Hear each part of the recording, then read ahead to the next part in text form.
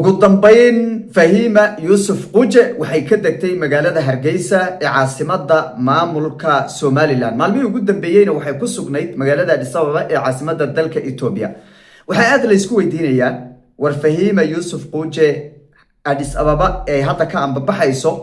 halkee ayay uga soo safartay halkee Soomaaliya ku sugnayd laga soo ambabixiyay xog baan idinka wadaa dhinaca kaleeto waxaa dhowr iyo 10 saac la soo dhaafay aad loo hadalhayay dawladda federaalka afduubaysa safiirka loo diray lacag lagu kala qaatay maamulka Somaliland waxay sheegeen in dawladda federaalku ay afduub ay u geysan rabtay Fahima Yusuf Quje hase ahaatee geesinimada Fahima iyo dadaal dheer oo maamulka Somaliland ay ku bixiyeen in lagaga soo badbaadiyay Hargeysana ugu dambayn ay soo gaadhay bal iyadana xogtaasi maxaa ka jira dawladda federaalku ahmiyad intee leeg ayay u leedahay Fahima Yusuf Quje ma saameyn intee leeg bay dawladda federaalku ku yeelan kartaa in ay Hargeysa ka degto maxay tahay sababta dawladda federaalku ama sabab noocee ay dawladda federaalku u afduuban kartaa gabar yar oo Soomaaliyeed oo aan wasiir ahayn oo xildhibaan ahayn oo aan xil ka haynin ama xil aan u haynin dawladda federaalka horeyna aan xil ka soo qabanin in Hargeysa laga degase maxay saameyn oo dawladda federaalku ay ku yeelan kartaa bal iyadana waan dul istaagi doonaa laba dhacdo oo markii Hargeysa tagtay dhacday iyadana waan idin la wadaagi doonaa Fahima oo hin afka furatay hanjabaado soo dhacayay saadaasha laga bixinayo inta ay joogi karto Fahima Yusuf Quje magaalada Hargeysa xaaladda shacabka Somaliland iyo sida ay u arkaan tagitaanka Fahima oo la ogsoon yahay in xilligii dagaalkii maamulka waqooyi bari iyo Somaliland inay meydad basbaas afka ugu shubaysay basbaas meydad dad meydaya oo la dilay kuwo dhaawacana ay midi ama toori ay ku dhaawactiraysay oo muuqaaladeedii la hayo ma joogi doontaa Fahima Yusuf in intee la eg ama waqti intee la eg ayay Fahima joogi kartaa Somaliland ama Hargeysa iyadana mid iyo labo ayaan ka dul istaagi doonaa soo dhawaada idinkuna aragtidiinuna waa muhiim nagu reeba qaybta commentiga aan ku bilaabay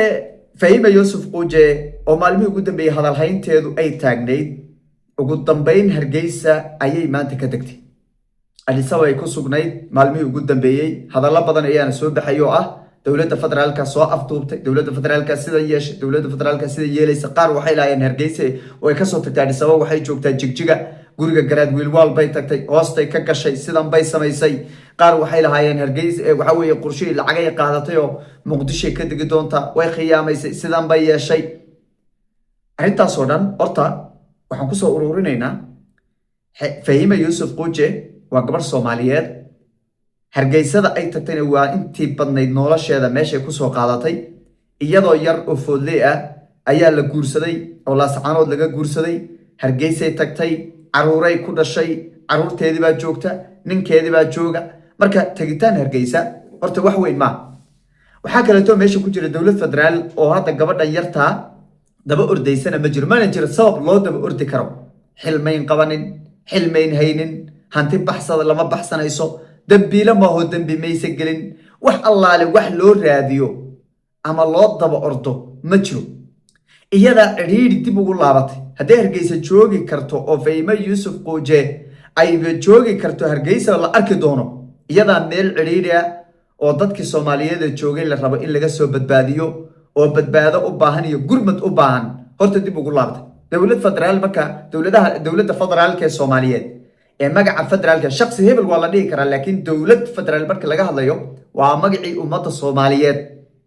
in marka la garaafeeyo la ceebeeyo waxaan waxba ka jirin iyo been lagu riixay waxba xal keeni mayso haddii cidi ay daba ordayso oo cidi ay la hadlayso oo cidi ay leedahay Fahima ha samaynin waa maamulkeedii waa deegaankeedii waa ehelkeedii waa odayaasheedii waa siyaasiyiinteedii waa dadkeedii reer waqooyi bari haddayba cidba la hadlaysa way laakiin dawlad federaal oo saameyn ku yeelanaysa tagitaan Hargeysa ay tagtay ama hadday soo noqoto ma jirto waxa laale waxay dawladda federaalka ugu fadhido micno ah oo loo daba ordaay ma jiro warka marka ka soo baxay Somaliland iyo kan baraha bulshada la qaada dhigaya leey dowladda federaalkeed baa isku dayday inay afduubato isku dayday inay lacag siiso isku dayday inay wada hadal la gasho isku dayday inay sidan siiso isku dayday inay hargeysa ka baajiso waxa soo dhow waxba kama jiro waa war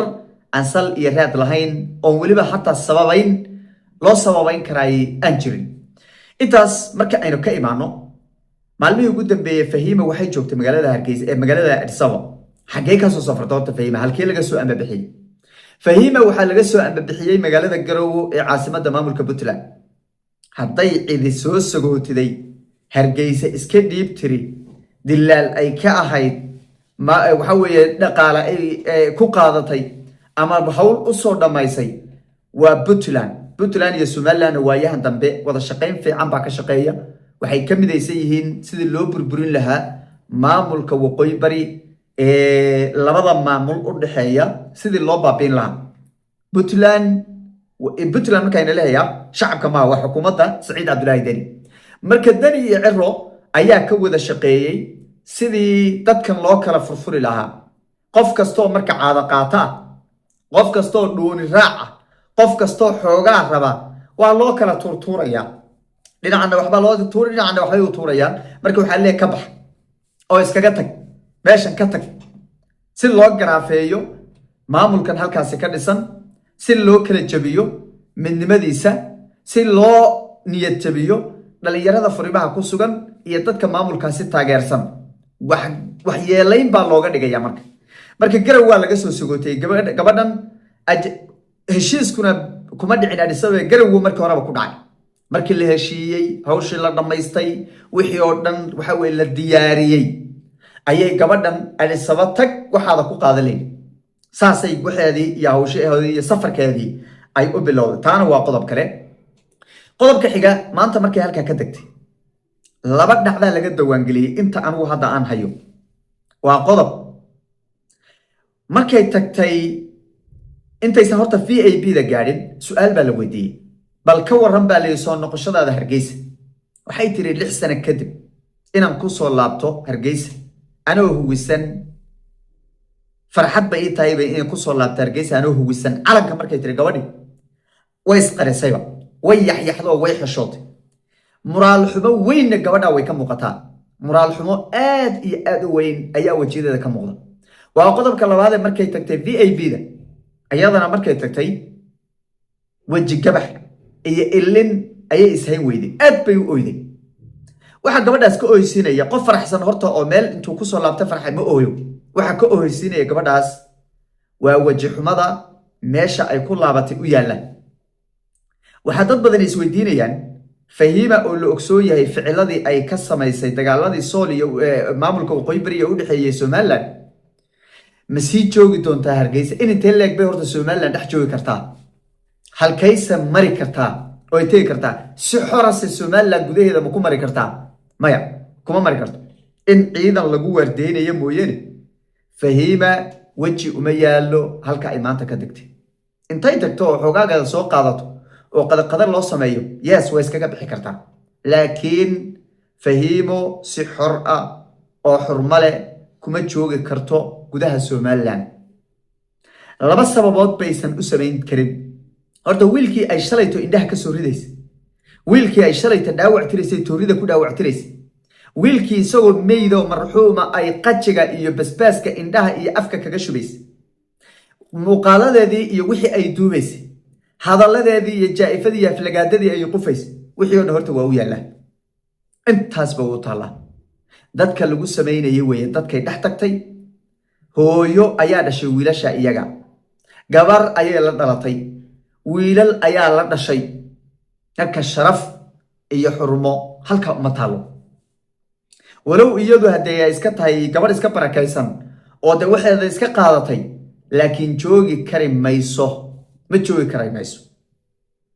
joogi kari doonto iyadan joogi dooninba bari iyadoo soo oroday oo xamar joogta ayaad horta arki doontaan iyadoo la leeyahay halkaas ay ka degtay ayaad horta arki doontaan ma joogi doonto dadka meesha joogan iyagaaba xabsi ku jira sababtoo ah intay soo baxaan ma imaan karaan Soomaali weyn intay xaggan u baxaan Ethiopia si xor kuma joogi karaan inta waxa ka hadlayaa dhaqaaqda ee soo socota ee xoogaha waxa weeye xukuumadana u ololays iyagaaba marka xabsi ku jira iyaduna marka way sii garaafooyin kaleetay sii leedahay maadaama marka garaafooyin kale ay sii leedahay weji uma yaalo ay ku joogto Hargeysa qofna de hal magaalo ma dhex taagnaan karo qofku wuxuu rabaa inuu safro deegaankiisa tago tolkiisa u tago deegaanka xuduudda tago kuwa kale Soomaali weyn tago yes marka Fahima Yusuf Quje hadda way la joogay tagtay Hargeysana waa geey Soomaaliyeed waa deegaan Soomaaliyeed hase ahaatee inay tagto anigu ma badiidani oo waaba saxin waa dhul Soomaaliyeed ay tagtay laakiin ogsoonaada iyada nafteeda amnigeedaba halis ku jiraba amniga Fahima ayaaba halis ku jira marka tagitaanka ay tagtay iyo muddada ay joogto iyo waxay la kulanto haday nafteedu gaadho waaba arki doonaa laakiin weji ay ku joogto Fahima uma yaala halkaas waynu eegi doonaa wixii ka soo kordho la arki doonaba hadda waa la soo dhaweeyay dawladda federaalka afduuban rabtay hadda waan soo badbaadinay baa la leeyahay waa la wadwadaa xukuumadda hadda gacanta ku haysa laakiin in intee leeg baa la sii ilaalin doonaa in intee leeg bay xukuumaddu gacanta ku hayn doontaa in intee leeg bay iyada naftirkeeda xorriyad ku dareemi doontaa